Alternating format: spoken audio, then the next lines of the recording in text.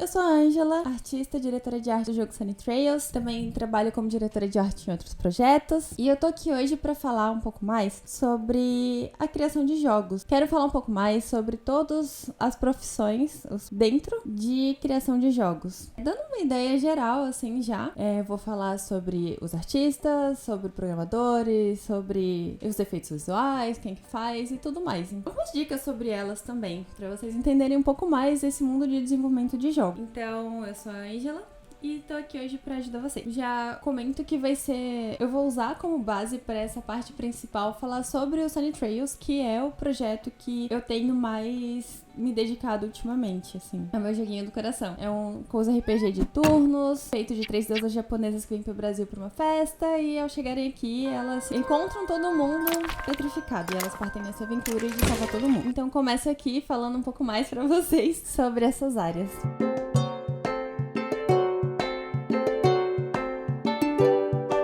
Geralmente, um projeto de jogos não vai estar começando pela arte. Mas, como é o assunto que eu mais entendo de todos esses que a gente quer conversar aqui, eu vou começar por ele. Em desenvolvimento de jogos, o artista, ele, acho que é o nome mais literal ali dentro. Ele vai estar criando as artes pro projeto e dando a carinha do jogo e tudo mais. Dentro de arte, a gente vai ter vários tipos de especializações ou coisas pra se fazer. Então, vai ter a direção de arte, que define qual é o estilo. Se ele vai ser mais cartunzinho, se é pra ser mais realista, se vai ser 3D, se vai ser 2D. E dentro do nosso projeto escolhemos o 2D, né?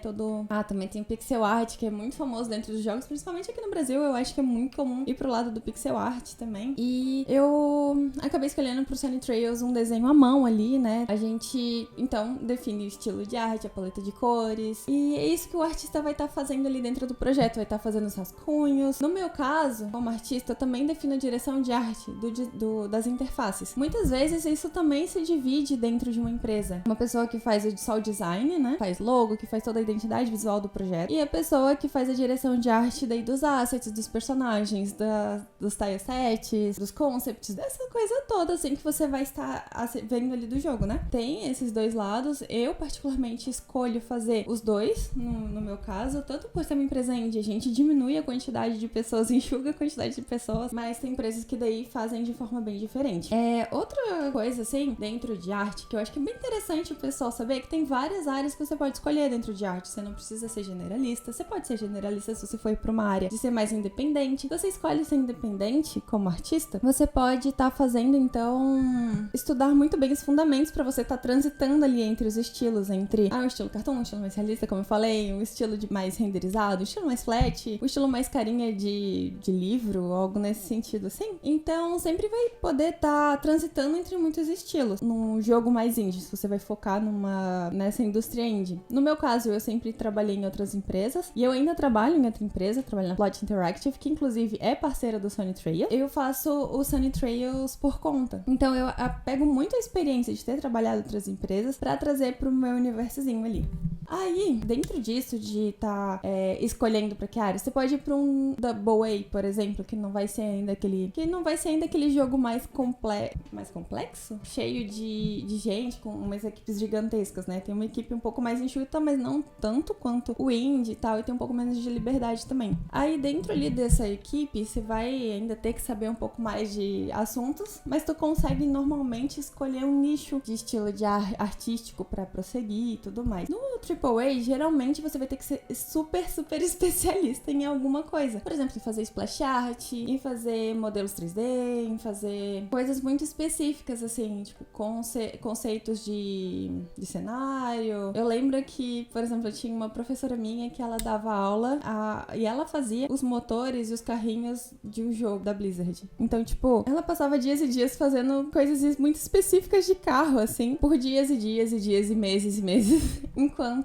numa área indie isso seria praticamente inviável. Eu acho que seria inviável, assim, completamente inviável você passar meses fazendo a mesma coisa, assim, porque você precisa estar, né, muito dinâmico. a escolher pra que área que você estaria indo ali, como que combina mais contigo também. Porque eu gosto muito, por exemplo, de estar entre diversas áreas, assim. Então, acaba que eu tenho muito essa liberdade de estar entre muitas áreas. Eu gosto muito de criar meus mundinhos, de fazer algo muito específico. Então, também, a parte da direção de arte vem muito disso, assim, de gostar de fazer, criar esse universozinho que tá na minha cabeça. E o San Andreas me permitiu muito isso. Então, por isso que eu acabo trazendo mais ele aqui, que tem sido a minha maior experiência nesse sentido.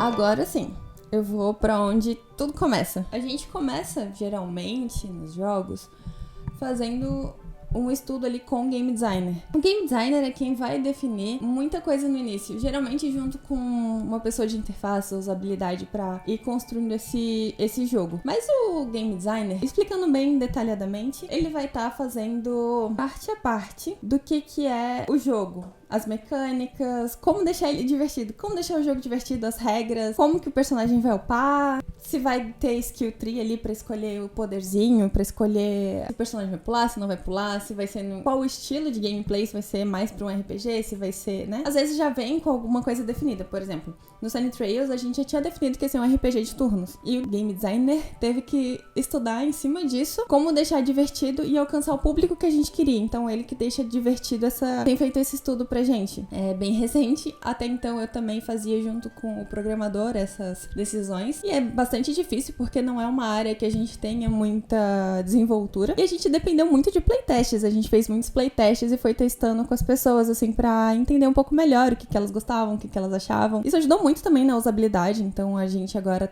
eu tenho estudado muito essa parte ali pra criar interfaces de baixa fidelidade, a gente tá testando e tudo mais, então ajudou muito na evolução mesmo do próprio projeto, mas a gente acabou demorando um pouco mais do que alguém que já saberia isso mais do que a gente. Então, o game designer, ele entende ali como que vai ser. No nosso caso, o game designer também cria os levels, ele cria eu faço o tileset bonitinho, e ele faz as coisas com esse tileset. Então, ele cria ali rampinhas, lugares, labirintinhos, coisas interessantes pra ser feitas nesse nível, faz as side quests, tá trabalhando junto com o roteirista pra fazer um mundo que faça sentido, as mecânicas com a história, o gameplay com a história, cria todo esse universo que a gente tá tentando, né? Então, no início, ele cria esse documento, ele criou pra gente esse documento de game design, e aí ele criou isso pra gente, e a partir disso, a gente pôde entender como que estaria acontecendo toda essa junção da história com o gameplay, como que estaria sendo as interfaces, tipo, onde que elas apareceriam, assim, em que momentos, porque, por exemplo, quando você pega itens no Sunny Trails,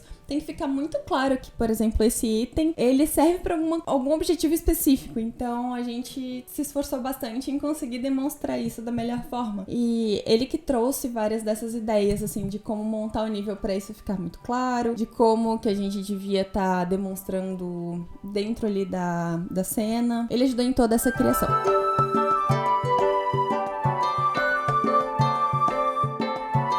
Então, a partir logo depois do game design, eu vou falar um pouco então sobre o roteirista, já que eu já mencionei anteriormente. O roteirista, ele criou o roteiro dos projetos. Geralmente, o roteirista para jogo também pode chamar narrative designer, porque não basta só ser, assim como, né, tem um artista que faz artes para jogos, é um artista diferente de um artista que faz animação. A gente precisa saber coisas muito diferentes. Ou um ilustrador, uma pessoa que cria só personagens, por exemplo. É muito diferente fazer pra uma coisa ou pra outra, porque a utilização vai ser muito diferente. Numa história de um filme, por exemplo, o espectador vai olhar pra tela e vai acontecer exatamente o que foi descrito ali, certinho, passo a passo. Já num jogo, numa história de jogo, o jogador é muito bom que ele tenha liberdade, ele tem que se sentir imerso. Não pode ter desprendido do que tá acontecendo na tela ali, do que tá acontecendo pro jogador. E o jogador, muitas vezes, tem liberdades que são inimagináveis pra um filme, que é, por exemplo, andar pra um cenário, voltar desse cenário, ir pro outro, aí ele desiste de ir pro outro, ele não nota uma coisinha que tem ali no chão, dá uma volta toda de novo, isso dá uma experiência completamente diferente do que se ele tivesse ido em linha reta. Então, pode acontecer coisas muito diversas, assim, e tem que se aproveitar isso pro positivo, né? Alguém que vai fazer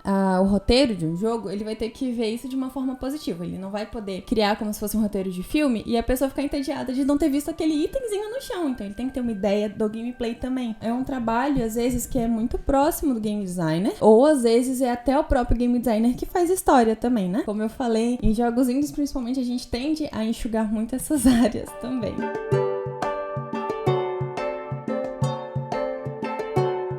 Agora eu vou para a área mais famosa de todas, que é a programação. O que o programador faz, né? Vários tipos de programadores também. Tem o programador que faz o front-end, tem o programador que faz o back-end, tem o programador que faz efeitos visuais, daí a gente chama de artista visual. Tem programador que faz muitas coisas diferentes ali, ou que faz as duas coisas, que faz tudo, porque é o que tem no time. Então eu vou falar um pouco mais sobre o que é cada coisa. O programador front-end é o que vai estar programando parte mais de frente ali, mais visual das coisas, tipo as interfaces, os botõezinhos ali que você vai estar clicando, o inventário que você vai estar vendo do jogo. Já o programador back-end, ele vai estar numas linhas de códigos ali por trás, fazendo coisas como criar ferramentas para que, por exemplo, o level designer consiga criar level design, vai estar fazendo personagem andar, vários cálculos e coisas muito complexas. O programador back-end faz coisas bem complexas. Eu acho muito complexas, na verdade. Aí o programador, então, ele meio que dá a vida para o que tá acontecendo ali. Ele vai juntar as áreas e implementar e entregar pro jogador. Então, o programador vai fazer personagem andar, vai fazer as interfaces funcionarem de verdade. Então, quando você clica no pause e vai, por exemplo, para uma telinha de pause, é o programador que faz isso funcionar de verdade. Quando você clica ali em qualquer coisa na tela, ela funciona, é por causa do programador. Se ela não funciona, é por causa do programador. Então, o trabalho deles é constantemente sofrer por não entender o porquê que algo não está funcionando. Às vezes também é não entender porque algo está funcionando, daí é menos sofrido. E arranjar soluções. Então, o trabalho do programador vai muito de resolver problemas, de... Assim, se você tá jogando um jogo, o programador geralmente é assim, você lembra dele quando algo deu errado dentro do jogo, deu um bug, aconteceu alguma coisa errada, porque todo mundo meio que já espera que esteja acontecendo o que era pra ser esperado que esteja fazendo. Por exemplo, se você der 2 pulos, quer que dê certinho sempre 2 pulos, mas se você aperta 50 vezes pra cima, você quer que ainda só dê os 2 pulos. Então, se deu errado isso e ele travou por causa disso, você lembra, tipo, programador, vamos, arruma.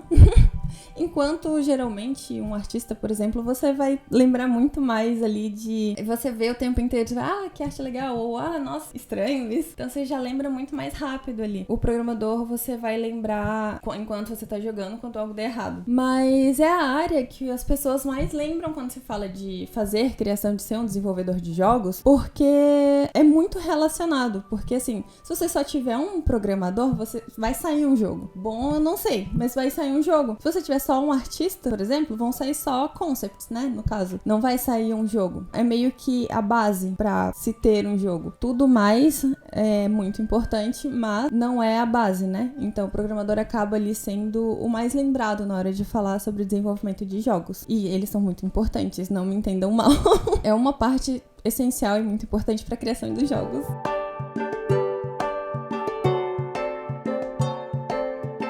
Agora eu vou estar falando sobre as músicas dos jogos, que é uma parte super, super importante que eu valorizo muito por... Nossa, eu realmente amo muito músicas de jogos falando assim, né?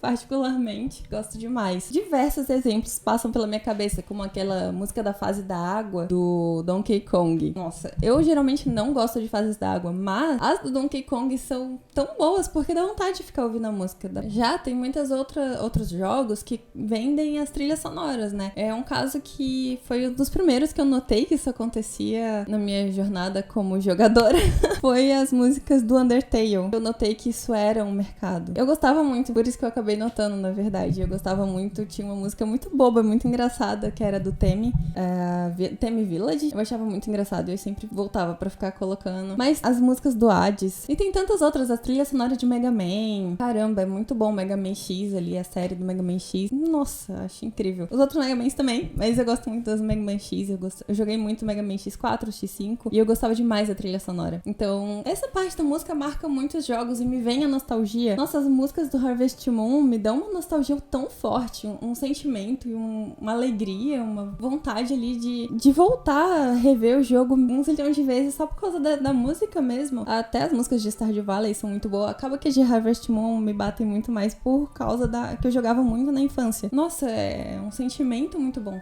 Ele completa as coisas que estão sendo feitas. Então a arte é fofinha, por exemplo, traz já aquele mood, a música complementar isso e te colocar, te levar pra aquele mundo, faz com que tudo se encaixe, sabe? Então eu vejo uma importância muito grande. Além das músicas, dessa trilha sonora que você vai criar ali pro jogo, que também lembra que é muito diferente da criação de um filme, por exemplo, de outras coisas, porque o jogador vai passar de uma fase pra outra, vai ir e voltar, né? Tipo, pensando em Stardew Valley, por exemplo, nas diferentes estações, as coisas vão acontecendo, não é numa história, numa linha reta, geralmente, né? Então também é muito interessante pensar assim sobre essa criação mesmo. Dentro dessas criações, então, das músicas de jogos, tem essa parte da música e tem a ambientação, que é, por exemplo, você tá andando, chega pertinho ali do mar, você começa a ouvir os sonzinhos de onda, o som do vento, o som de passarinhos, você tá numa área com mais árvores, vai ter ali o som dos passarinhos, você tá numa área mais cidade, aquela som de carro. Então, essa é a ambientação. Tem também, além desses sons ambientes, também tem os sons, os efeitos sonoros, né? Os sound effects que você escuta quando clica num botão e faz plic, ou faz algum barulhinho. Quando você tá andando e daí tem os sonzinhos dos passos do personagem, dele passando por uma grama, ou se ele tá em cima de uma areia, ou se tá, né? Se tá em cima de uma madeira, fazendo pop, pop, pop. Qual o barulho que vai fazer o personagem? Quando você dá um ataque no inimigo e faz o barulho da espada ou um barulho de uma magia e diferencia essas duas coisas, você consegue se imergir muito mais nesse mundo, né? Então tem essas áreas aí pra dentro da música.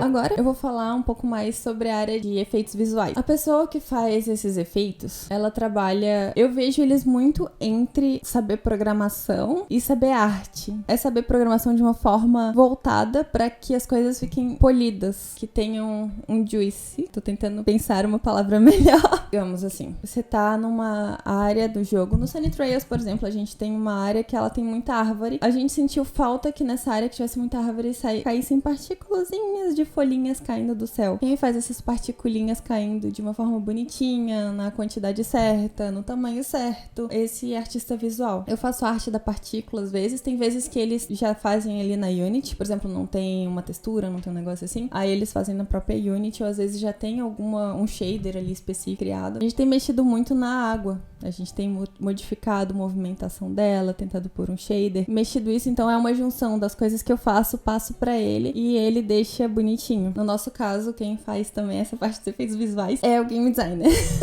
Como eu falei anteriormente, na área indie é muito comum que a gente enxugue as áreas, que não tenha uma pessoa específica pra isso, mas muitas vezes tem no mercado pessoas específicas pra isso. É uma área super interessante, eu acho muito, muito legal, assim. Você vai fazer um poder, daí tem um animador, vai lá, faz a espada, aí ele faz todas aquelas partículas saindo, por exemplo. Às vezes o próprio animador pode fazer, mas se, por exemplo, o jogo é feito com bones, aí geralmente quem faz essa coisa ali de fazer as partículas, nesse caso, às vezes é o próprio pessoa que faz os efeitos visuais, né? Como não é, por exemplo, não é um frame a frame, aí é muito melhor já colocar dentro da Unity.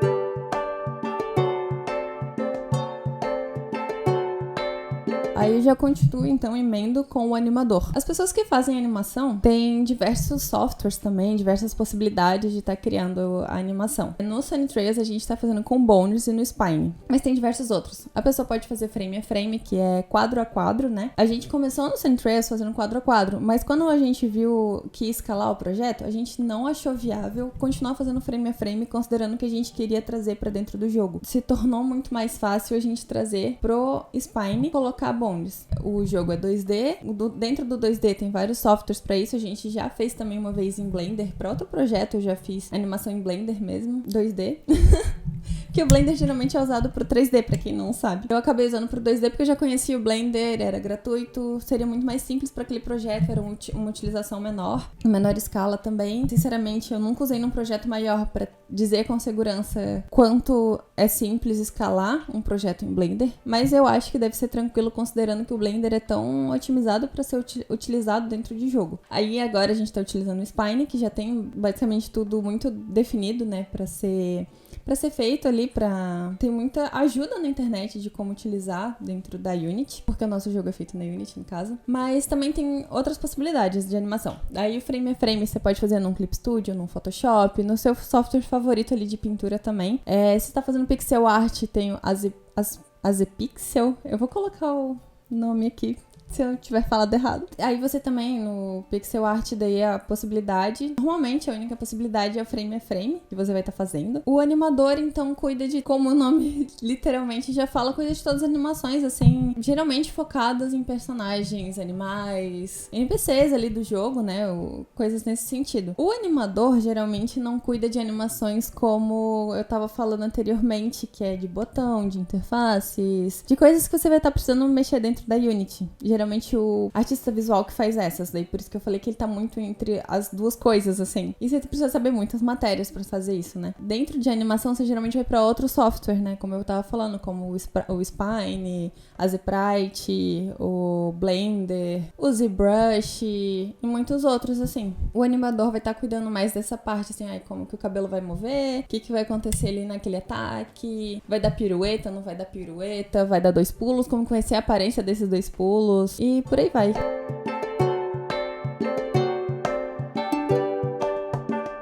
Além disso tudo que eu já falei, do desenvolvimento, tem também a parte, eu acho interessante saber da criação de um jogo, na hora que você tá criando um jogo, muitos projetos acabam tendo um BizDev. O BizDev é quem vai atrás, por exemplo, quem faz o business, quem faz os negócios. Muitas vezes é alguém da própria equipe que vai atrás ali pra fazer, tipo o artista, um programador, vai atrás ali de conseguir fazer essa parte dos negócios, que significa, tipo, tentar conseguir um investimento, ir atrás pra conseguir publisher, ir atrás pra conseguir empresa pra fazer o marketing, parcerias, esse tipo de coisa. Geralmente quem vai atrás é o BizDev. E aí ele vai estar fazendo, e às vezes também é pra vender o projeto pra algum lugar, porque no nosso caso a gente tá fazendo um jogo indie que tá indo pra... A gente quer vender esse jogo pro público, mas muitas vezes se faz projetos de jogos pra vender pra empresas, né? Pode ser pra escolas, pra vender, tipo jogos, por exemplo, educativos, digamos, ou jogos de propaganda. Você tá indo vender pra algum lugar, né? Ou pra ensinar alguma coisa, que não necessariamente seja educativo.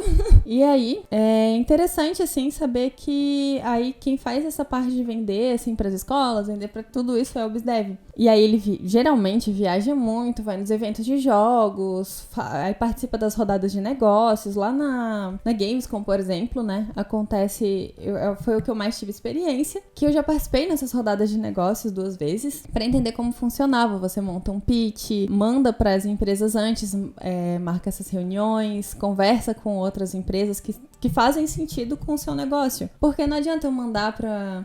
Por exemplo, assim, tá indo pra games com empresas que são de escolas, assim, um conjunto de escolas. Não adianta você falar com ela pra mostrar um jogo, né, tipo assim, de tiro, que não tem nada a ver com a parte educacional, né, pra tentar vender. Então você vai em algum lugar que faça sentido, tipo o Sunny Trails, que é um jogo fofinho. Aí a gente vai procurar investimento. Não adianta ir pra empresas que só investem e acreditam em jogos, por exemplo, de terror, porque tá muito longe, não faz sentido nenhum pra eles. Eles não têm know-how, experiência e nem interesse, geralmente, em um jogo que seja fofinho, né, que seja pra ser cozyzinho e tal. São literalmente o oposto. Então é entender sobre essas empresas, é pesquisar sobre elas, entender, fazer esse pitch, fazer o one page, ter um press kit. E geralmente não é o próprio BizDev que faz. No caso do Sunny Trails, a gente tem a parceria com a Plot Interactive, que eles fazem o BizDev nosso. Então a gente, eu e o Leote, que somos os criadores do Sunny, a gente tem uma apresentação que a gente montou junto. Eu deixo ela bonita, a gente mostra pra eles, dão pitacos, falam isso e aquilo, tipo, isso aqui é inviável. Aí a gente monta todo mundo junto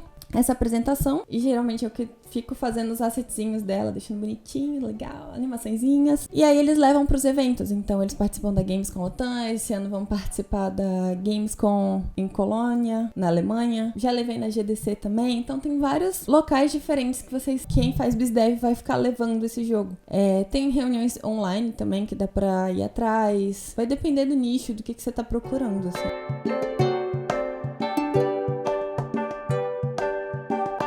Por último, eu vou querer comentar rapidamente sobre o marketing. A pessoa que faz o marketing pode estar cuidando de várias coisas diferentes. No desenvolvimento do jogo, a pessoa do marketing já pode estar cuidando da criação das redes sociais, da alimentação dela. Ele pode ser um social media, pode ter uma pessoa que seja o social media, que vai estar criando os conteúdos. No caso do Sunny, novamente sou eu, claramente que estou aqui agora. Eu faço essa parte da criação dos vídeos. Também escrevo o jogo em eventos da Steam. No caso, a gente tá focando na Steam no momento, né? Conseguindo wishlists lá, conseguindo os números. É a porta de entrada com menos burocracias. A gente tá fazendo... Eu faço essas inscrições em eventos, porque um dos pontos mais importantes, né, para divulgação na Steam é a criação desses eventos. Já fica essa dica também pra quem estiver fazendo criação de jogos. Dentro do marketing também, então, é fazer as análises de como que estão indo os vídeos, de como estão os perfis, de definir quais são os vídeos que a gente vai estar criando, e qual vai ser os memes, artes, coisinhas que combinam com o projeto, que conversam com a estética e o que a gente quer repassar do projeto. Por exemplo, não adianta eu ficar colocando coisa mais 18 no nosso perfil, ou fazendo coisas que não fazem sentido com o projeto em si, porque vai atrair pessoas erradas ali pra dentro, né? Tá um tipo de público, ou se eu coloco o estilo estético muito longe do que é o Sunny Trails, a pessoa depois vai entrar na nossa página, vai jogar o jogo, vai chamar bosta, por exemplo, ou não vai ter interesse, não vai converter. Então é muito mais interessante, as redes sociais vão servir muito mais para que as pessoas conheçam o nosso projeto e tenham interesse em levar pra frente ali, esse interesse ali no projeto, né? É a pessoa que vai estar fazendo essa criação de posts, vai ser a pessoa que vai estar colocando em festivais. O marketing também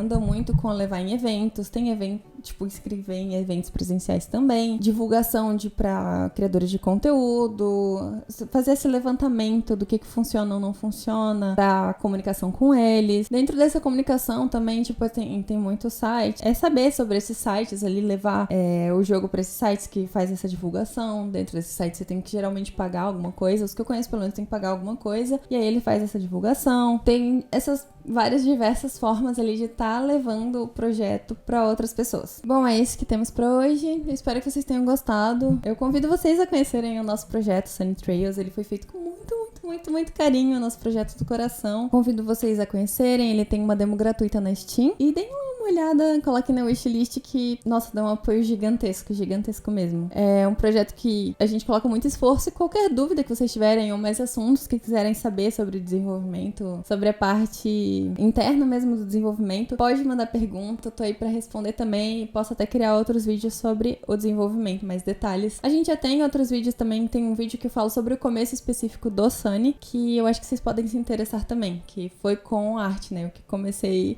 fazendo alguns sketches, fazendo alguns concepts, então se quiserem ir lá ver como que foi o antes e como foi o depois, agora que a gente já mexeu um monte no Sunny. Então é isso, muito obrigada e conto com vocês.